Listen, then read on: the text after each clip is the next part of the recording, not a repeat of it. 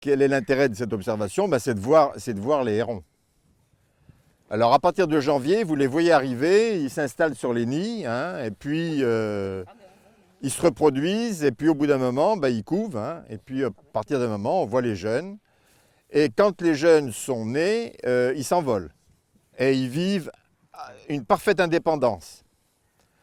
Ce type de visite, c'est de faire connaître cette réserve avec les trésors qui sont dedans. Et vous avez vu que parmi les visiteurs d'aujourd'hui, il y avait une famille de Saint-Quentin qui ne connaissait pas, alors que ce sont des habitants de Saint-Quentin depuis longtemps, et ça leur permet de découvrir cette réserve qui est quand même une des richesses de la ville et un coin extrêmement agréable à voir et plein de choses très très belles à voir comme vous avez pu vous en rendre compte. Il faut faire une visite avec quelqu'un parce que même seul, même si on s'intéresse, il y a des choses qu'on ne voit pas.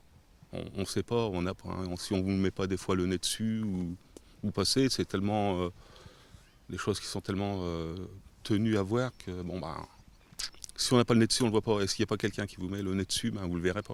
On est aux abords de la réserve, donc on veut voir ce qui se passe à la fois sur l'eau et puis dans les parties piétonnes que l'on peut traverser facilement, on voit des plantes qui sont les mêmes que celles que l'on voit dans la réserve, donc avec l'arboretum, qui est un passage obligé pour bien expliquer et montrer les principales espèces de la végétation. Puis ensuite, les différents points de vue sur les étangs et sur les roselières, de façon à découvrir les points intéressants à voir et avoir quelquefois la chance de voir des choses agréables et un petit peu insolites quelquefois. C'est un site qui est assez remarquable de par sa situation au sein d'une ville.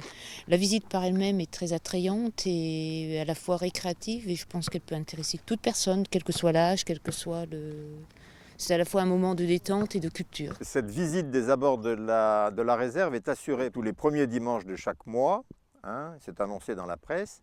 Et l'Office du tourisme assure aussi des visites du même type à des dates qui sont données par l'Office du tourisme, en général en semaine. Il faudra revenir. À d'autres moments, il faut revenir à divers moments de l'année.